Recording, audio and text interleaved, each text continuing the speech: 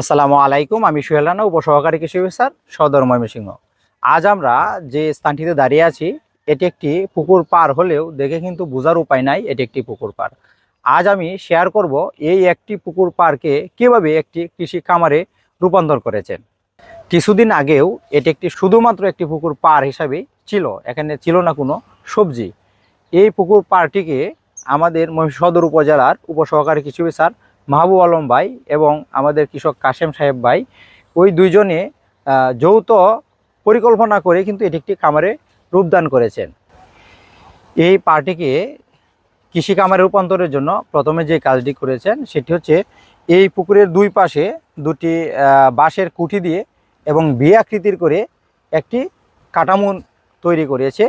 তৈরি করার পরবর্তী উপরে নেট জাল দিয়ে এটি একটি মাছা তৈরি হয়ে গেছে এবং পুকুরের বাহির পাশে যে সাইড রয়েছে ওই সাইডে আমরা লাউ বা লতানো জাতীয় অন্যান্য যে সবজি রয়েছে, এখানে লাউ, সিম, কুমড়া জাতীয় সবজি লাগানো হয়েছে।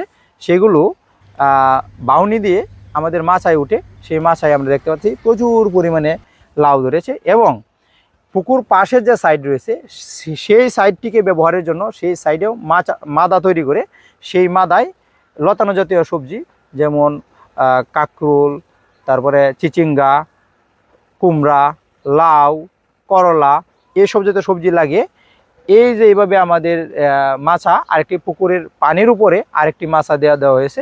যেমন উপরে একটি মাছা এবং নিচে আরেকটি মাছা, সেই মাছায় কিন্তু সেগুলো সুন্দরভাবে বেড়ে উঠছে এবং সেখানে সবজি হচ্ছে। এছাড়াও পুকুরের পানি থেকে মাদা পর্যন্ত যতটুকু জায়গায় রৌদ্র পড়ে ততটুকু জায়গায় সর্বোচ্চ ব্যবহারের জন্য সেখানে কিন্তু আমরা মাসকালাই কৃষককে বপনের জন্য বলে দিয়েছি এবং কৃষক সেগুলো বপন করেছে, সেগুলো চমৎকার ফলন হয়েছে। এক হিসাবে এখানে যে একটি কম্বাইন খামার তৈরি হয়েছে সেটি সাফল্য অবিসম্ভাবী একটি বিশাল। এই পদ্ধতিটি যদি আমাদের যত মাছ চাষি ভাইয়েরা আছে তারা যদি অবলম্বন করতে পারে তাহলে তাদের পারিবারিক চাহিদার পাশাপাশি কিন্তু সেখান থেকে অতিরিক্ত আয় করার সুযোগ রয়েছে। এখানে কিন্তু আরেকটি বিষয় বলে রাখি, এখানে আমাদের সবজিতে কিন্তু কোনো ধরনের কীটনাশক ব্যবহার করার তেমন প্রয়োজন পড়ে না। আমরা এখানে ফলের মাছি পোকার জন্য ফেরোমেন ফাঁদ এবং এই সবজির বিভিন্ন ধরনের পোকামাকড় দমনের জন্য আমরা জৈব বালাইনাশক রয়েছে সেইগুলো ব্যবহার করার চেষ্টা করি। ফলে দেখা গেছে জৈব বালাইনাশক ব্যবহার করার ফলে আমাদের মাছের কোনো ধরনের ব্যাঘাত ঘটে না। এখানে উৎপাদিত যে সবজি সেটি সুস্থ, সুন্দর এবং বিষমুক্ত হওয়ায় সেগুলোর চাহিদাও অনেক বেশি এবং আমাদের আশেপাশে যে কৃষক বাইরে আছে তারা হচ্ছে এই সবজিগুলো তারা নেওয়ার জন্য একটি আগ্রহী বেশি থাকে।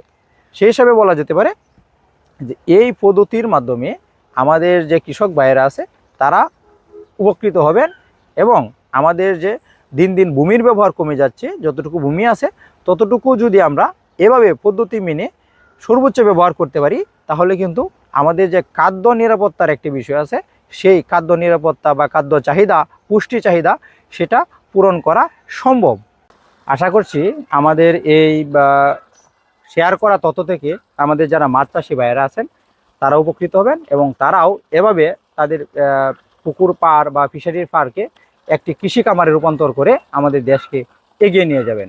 ধন্যবাদ সবাইকে। আসসালামু আলাইকুম।